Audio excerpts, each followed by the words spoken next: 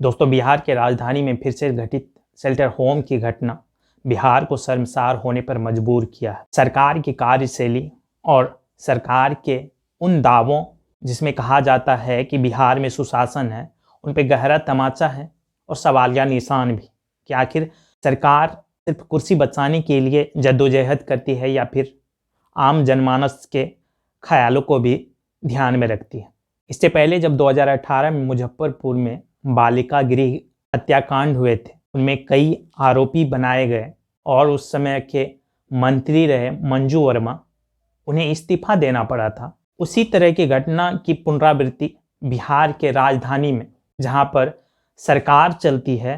आप सोचिए कि वो बच्ची जिनका कोई नहीं, शेल्टर होम्स का मतलब ही है कि वहाँ वैसे बच्चे आएंगे जो अनाथ हो, विक्षिप्त हो, जो पीड़ित हो, दिव्यांग हो, यानी जिसके रखरखाव का कोई जिम्मेवार नहीं होता है, उनको लाया जाता है शेल्टर होम्स में, ताकि उनको वो जिंदगी दी जा सके जो अन्य बच्चों को उनके फैमिली में मिलता है।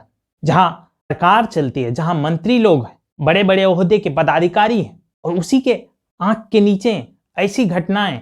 और मैं आपको बताऊं, इन शेल्टर होम्स को संचालित करने में जो भूमिकाएं होती है, उनमें आप देखिए कि ये शेल्टर होम्स जिला मजिस्ट्रेट, जिला जज, जिला प्रोबेशन और बाल कल्याण पदाधिकारी के संरक्षण में, निगरानी में संचालित होती है।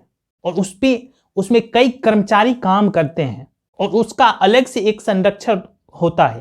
राजधानी में जो गायघाट के शेल्टर होम्स को चलाने वाली वंदना गुप्ता नाम की महिला है, जिस पर आरोप लगाए गए हैं, जो लड़की शेल्टर होम से भाग कर निकली और आरोप लगाई, जिंदगी बनाने के नाम पर बाहर भेजा जाता है। कहती है वंदना गुप्ता कि तुम जाओ बाहर, तुम्हारी जिंदगी बना देंगे। ये कैसा जिंदगी बनाने का खेल चल रहा है इन शेल्टर होम्स में?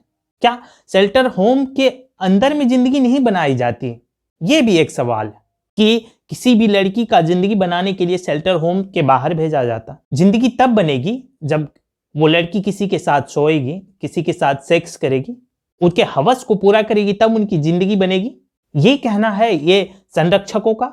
इसीलिए संरक्षण दिया गया शेल्टर होम का, ताकि लड़कियों का इस तरह से जिंदगी बना सके। किसी के हवस को पूरा करने की जिम्मेवारी दी गई है इन शेल्टर होम के संरक्षकों को। ऐसा है क्या? जिसे रक्षक की जिम्मेदारी दी गई, वही भक्षक बन बैठा। किसी के हवस को मिटाने के लिए इन लड़कियों का इस्तेमाल होता है, जो विक्षिप्त है, जो अनाथ है, जो पीड़ित है कहीं ना कहीं से, जो दिव्यांग है, जो मूक है, बधिर है। ऐसे लड़कियों का आप चरित्र हनन करवाते हैं चंद पैसों के लिए। पैसे कमाने हैं और भी तरीके हैं। आप इस तरह के इज्जतदार ओहदे पर बैठकर, जहां आपको एक विशेष जिम्मेदारी दी गई है, उस जिम्मेदारी का गलत उपयोग कर रहे हैं। नीतीश जी भूल गए हैं कि वो उन्हें जो पद की जिम्मेदारी दी गई है, उस पद का सदुपयोग आम जनमानस की रक्षा करने में लगा। दिन रात सिर्फ कुर्सी की चर्चा होती है कि ये पार्टी इस गठबंधन से निकलकर उस गठबंधन में जा रही है, ये इसका विरोध कर रही है, वो उसका विरोध कर रही है। ये क्या चल रहा है बिहार में? लड़के सड़कों पर उतर आए हैं रोजगार के लिए। सरकार का ध्यान कहां है? सरकार क्या चाह रही है? सरकार को सिर्फ मंत्री बनाने हैं? सरकार को सिर्फ विधायक और सांसद बनवाने हैं? सरकार का यही काम रह गया है क्या, जो हमने मुजफ्फरपुर कांड में देखा? और संभव है पटना की जो ये घटना है शेल्टर होम की, शायद इनमें भी रसूखदार का हाथ हो। अब देखना बाकी है कि इस पर कार्रवाई क्या होती है। सोचिए, जब हमारे परिवार के कोई सदस्य, मैं आशा करता हूं कि ये दिन किसी को ना देखना पड़े, लेकिन हमें सोचना पड़ेगा। हम सिर्फ टाल जाते हैं। टालिए नहीं दोस्तों, आप उस पर विचार कीजिए। विचार कीजिए कि हमारे घर के लोग अगर इस स्थिति से जूझते तो हम कितना परेशान होते।